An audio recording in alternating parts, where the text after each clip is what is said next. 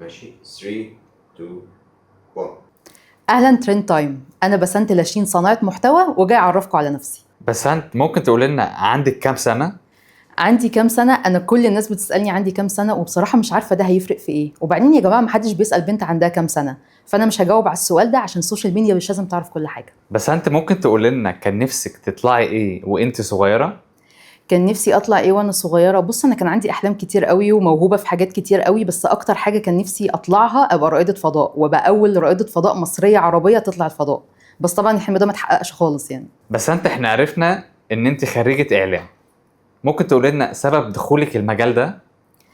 انا دخلت اعلام اصلا لانه مش عشان الاعلام شخصيا او عشان مثلا ابقى مذيعه او الحاجات دي خالص. على فكره انا كان كل حلمي ان انا عايزه ابقى تحت الاضواء، يعني انا عايزه ابقى مشهوره باي شكل. فوقتها زمان وانا صغيره كل اللي اعرفه عن الشهره يا هبقى ممثله يا هبقى مغنيه يا هبقى مذيعه، بس طبعا ما بعرفش اغني فده كان بره الموضوع خالص. وكنت بقعد اقلد بقى الممثلين والناس اللي بتغني وامسك الريموت واعمل نفسي بغني بقى ومندمجه قوي وكده. بس فلما كبرت يعني لقيت ان اسهل حاجه تتحقق ان انا ادخل اعلام. حد قالك ان صوتك زي صوت اسعاد يونس؟ كتير قالوا لي ان صوتي زي صوت اسعاد يونس، يعني طبعا دي حاجه تشرفني جدا وحاجه كبيره جدا. هو ساعات اسعاد يونس وساعات هنا الزاهد، وعلى حسب بقى الكلام انا بقوله ايه او التون طالعه ازاي، عشان صوتي جهور شويه زيها، ففي الحالتين انا اتشرف يعني. الناس قالت انك اول واشطر صانعة محتوى حكت قصص الناس.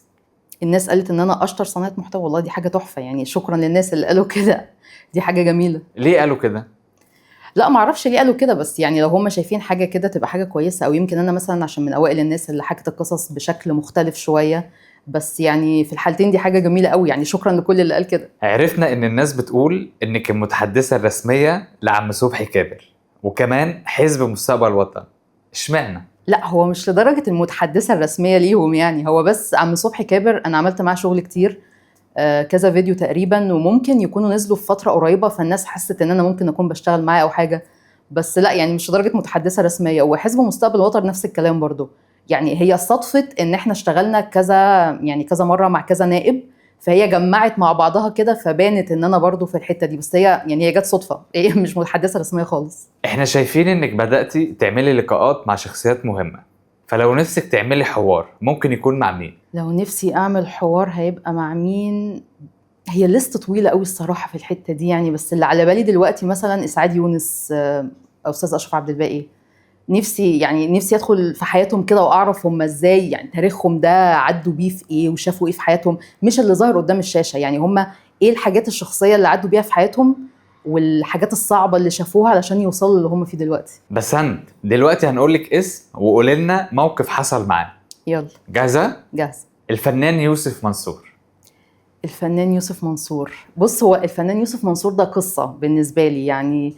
احنا في الأول خالص لما بدأنا في ترند تايم كان من أوائل القصص اللي أحكي عنها الفنان يوسف منصور. طبعا الفيديو لما نزل حقق ملايين رهيبة، كانت رقم بالنسبة لي كبير قوي، تقريبا كنا معدين 7 أو 8 مليون. فبالتالي الفيديو وصل له فهو شافه وكان مبسوط بيه جدا وعمل له شير. ولما كلمناه قال لي جملة أنا استحالة أنساها، قال لي أنت أكنك تعرفيني أكتر من نفسي. ساعتها انا حسيت انه انا مش مجرد بحكي قصه او مثلا طالعه بسلي الناس، لا ده انا بغير في حياتهم كمان. يعني مثلا لما اتكلم عن شخص ما مشهور او شخص حقق انجازات كتير في حياته، هو لما يشوف فيديو مدته 3 4 دقائق في تاريخه كله هو بيحس بفخر وبيحس ان هو حقق حاجه. فهو بيتبسط اصلا ان هو بيشوف حاجه زي كده، غير ان الناس ممكن تتعلم من القصه دي حاجه. فانا من اول هنا بدات اشوف شغلي بشكل تاني خالص، ان انا بغير في حياه ناس مش مجرد بسليهم. فريدة وياسمين خميس أصحاب النساجون الشرقية. فريده وياسمين خميس الطف شخصيات على الارض بجد، انا بحبهم جدا. وهستغل بقى الفيديو ده واشكرهم بصراحه لان هم ناس ذوق جدا. برضو كنا عملنا عنهم فيديو من فتره كده، وعلشان يشكرونا لما شافوا الفيديو بعتوا لي جيفت تيبستري، دي بتبقى زي سجاده كده بتتعلق على الحيطه. يعني الموضوع طبعا مش في الماده بس، يعني كفايه الذوق وان حد فكر انه يشكر حد على تعبه بالطريقه دي، فبجد شكرا. وفعلا فعلا من احسن الناس اللي انا عرفتهم في الدنيا. عم صبحي كابر. عم صبحي كابر ده بقى يعني الخال الطيب. ده راجل انا يعني ما عنديش كلام اقوله عليه لان هو الكلام عليه ما بيخلصش. عم صبحي هي الفكره بدات ان هو كان شاف شغلي لينا وراح للتيم السوشيال ميديا عنده وراح قال لهم انا عايز البنت دي. فطبعا دي حاجه فظيعه، يعني دي حاجه تحفه لما لقيناهم بيكلمونا وعم صبحي عايزكم تعملوا فيديو كده، فكان الموضوع يعني حاجه تحفه. طبعا لما رحنا علشان نشتغل معاه الراجل، يعني الناس اللي في الليفل بتاع عم صبحي كابر دول انا دايما في مخيلتي ان هم بقى هيبقوا بقى في المكتب بتاعهم، المكتب مقفول والدنيا فورمال جدا وهو بيتكلم من حته عاليه كده خالص. انا دخلت حسيت ان انا قاعده مع خالي، يعني المكتب مفتوح للناس كلها، هو قاعد بيشتغل معانا وبيسمع مشاكل الناس التانية، واي حد بيدخل يطلب منه اي حاجه بيعملها له. راجل رهيب. ده غير بقى انه مضياف جدا، يعني طول ما احنا قاعدين مشاريب بتنزل واحنا ماشيين حلف علينا يدينا صواني اكل وبتاع. بصراحة الراجل ده فظيع، أنا بعتبره خالي مش بعتبره الراجل اللي اشتغلت معاه. ابراهيم فايق. إبراهيم فايق. إبراهيم فايق كنا عملنا له فيديو فأول ما بدأنا برضو، يعني قبل ما نتشهر بحبة كتير كمان. هو لما شاف الفيديو عمل له شير وعمل بين على البيج عنده، فاحنا دي بالنسبة لنا حاجة رهيبة، يعني التقدير للدرجة دي. هو إبراهيم فايق وفي حتة معينة ومشهور، يعني مجرد ان هو عجبه فيديو هو في حاجات هو عارفها عن نفسه اصلا، بس هو كنوع من التقدير لينا عمل بين للفيديو ده تقريبا شهر وشويه. فبجد يعني دي كانت حركه ذوق ولذيذه جدا، وكمان كلمنا وشكرنا على الفيديو، فهو شخصيه لطيفه جدا. حمو بيكا. حمو بيكا ده اطيب خلق الله، ايا كان مين هيقول ايه. او انا كده كده ما اتعاملتش يعني معاه دايركت، احنا لما عملنا فيديو عنه اتعاملنا مع تيم السوشيال ميديا عنده ومدير اعماله حلمي، وكان يعني مبسوط جدا، مش عشان حد اتكلم عن حمو بيكا على قد ما حد يعني اتكلم عن حمو بيكا من برسبكتيف مختلف، مش ان احنا طالعين نقول مشاكل او بيغني او كده، لا هو احنا طالعين نتكلم عن البني ادم اللي فعلا معدنه طيب من جوه. فهو كان مبسوط جدا من الفيديو ده، وحقيقي يعني كانت برضو من احسن الشغلانات اللي حصلت. صباح الفل والحلاوه وربنا ينصرنا. صباح الفل والحلاوه ربنا ينصرهم. مو عبد الحق مو بيسترو. محمد عبد الحق، يعني انا اي حاجه هقولها عليه هي شهاده مجروحه. راجل لذيذ لذيذه مش طبيعيه، الناس كلها بتحبه، ضحكته بتحسسك ان الدنيا لسه بخير وجميله، وان الشغل مش شدة اعصاب وتارجت ويجري وحقق، لا خالص، الدنيا جميله جدا، ممكن ينجح وممكن يحقق كل حاجه هو عايزها بضحكه لذيذه جدا. فمو كان يعني انا مبسوطه، مو من مكاسب الشغلانه دي اصلا، يعني انا مبسوطه جدا ان انا عرفت الشخص ده. كان برضو بعد ما عملنا له فيديو وكان مبسوط بيه. فانا حقيقي مبسوطه ان انا عرفته علشان هو شخصيه محسساني ان الدنيا جميله وان الدنيا بخير، وان احنا عادي ممكن نعمل كل حاجه في حياتنا بابتسامه حلوه. طبعا اللواء سمير فرج. اللواء سمير فرج ده حكايه وتاريخ كبير، وده مش هينفع، يعني احنا محتاجين بقى شهر نقعد نتكلم على اللواء سمير فرج. اللواء سمير فرج جد طيب جدا وبشوش جدا ولطيف جدا. يعني كلمة لواء بالنسبة لي أنا، يعني دي حاجة بقى من وأنا صغيرة، أنا لما بسمع لواء ده راجل بشنب ومتنشن قوي وعصبي قوي وبيزعق جدا. ده مش كده خالص، يعني أنا متعاملت مع لواء سمير فرج على الحقيقة راجل بشوش وبيضحك وبيساعد الناس كلها وما عندوش مشاكل، يقدم أي حاجة لأي حد. يعني حتى احنا لما اشتغلنا معاه، هو بسم الله ما شاء الله ما عندوش وقت خالص لاي حاجه، بس فضلنا وقت نشتغل معاه فيه.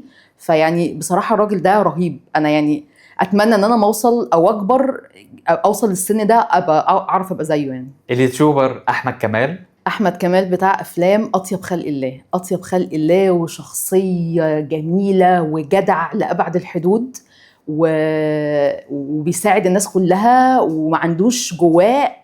يعني احنا في نفس المجال، وفي اي مجال بيبقى فيه ناس اللي هو ده بيحقد على ده، او ده مثلا منافس لده، فما حدش بقى عايز ده ينجح، فلا انا اللي اجري. هو ما عندوش الكلام ده خالص، بيساعد الناس كلها وما بيفكرش في اي حاجه، وشخصيه طيبه ومعدنه نظيف، يعني هو ما بقاش فيه منه دلوقتي. اليوتيوبر علاوي علي خالد. علي خالد علاوي هو نفس الكلام. احمد كمال طيب وخدوم وجدع جدا، ويعني حاطط نفسه في حته كده اللي هو انا لوحدي، ما مش فارق معاه كلام حد ومش فارق معاه الدنيا فيها ايه، انا هعمل شغلي واتبسط واقعد واتكلم واقول اللي انا عايزه وخلاص. فهو بجد من اجمل الشخصيات. بسنت، بما انك تقريبا حكيتي قصص نجاح نص رجال الاعمال والستارت اب في مصر، مش قوي كده يعني. اتعلمتي ايه منهم؟ اتعلمت منهم ان انت مش لازم تبقى بتحب الحاجة اللي انت بتعملها عشان تنجح فيها. انت ممكن تنجح بس لو انت عارف ان انت مفروض تتعب ومفروض تشتغل ايا كان الظروف اللي حواليك ايه. فجو بقى الشغف وانا النهارده قايم مش في المود، والنهارده لا انا مبسوط قوي فهشتغل اكتر من اليوم اللي قبله، والكلام ده مش موجود.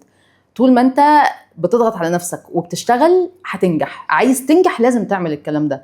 انما بقى انا اصل النهارده ما عنديش الشغف، اصلا انا حسيت ان انا كنت بحب المجال ده وبعدين كرهته فانا هسيبه، هو ما فيش ده.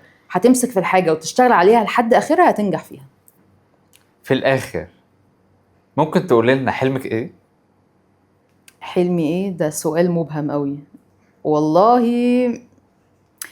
حلمي بس ان الناس يعني كل واحد يعيش في حاله، وكل واحد يشتغل ويبص في الطبق بتاعه، وكل واحد يعيش حياته وهو بص في الطبق بتاعه. ما نبقاش بقى قاعدين كل واحد شايف قاعد على اعصابه مستني ده نجح ولا لا، ده حقق ايه في حياته، فانا لا انا لازم اعمل زي ده ولازم اعمل زي ده. ما احنا يعني مش هنخلص وده بقى هيولد الحقد والكره، وهنفضل بقى قاعدين كلنا بنغل في بعض ومش هنعمل اي حاجه. وان الناس بس ما تاخدش بعض ايه سلالم، يعني انا ما بقاش عارفه الشخص ده علشان ده هيوصلني للحته دي او الشخص ده هيوصلني للحته دي. لا احنا ممكن عادي نبقى بنكلم بعض بنسال على بعض مش عشان مصلحه، او ما بنسيبش ناس في حياتنا عشان مصلحه. فاتمنى ان ده يحصل. هو طبعا ده خيالي شويه بس يا رب يعني.